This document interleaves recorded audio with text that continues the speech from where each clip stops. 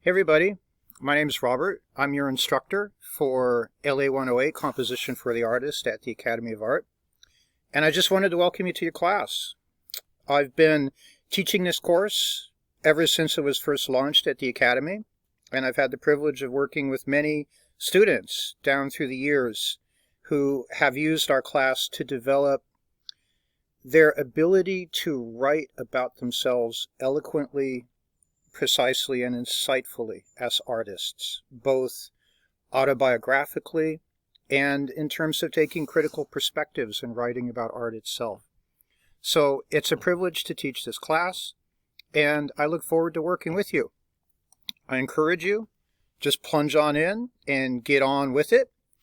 And if you have any questions, I keep floating office hours, so you're always welcome to call me.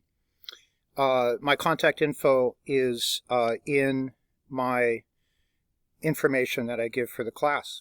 Okay. All right. Look forward to working with all of you. Welcome.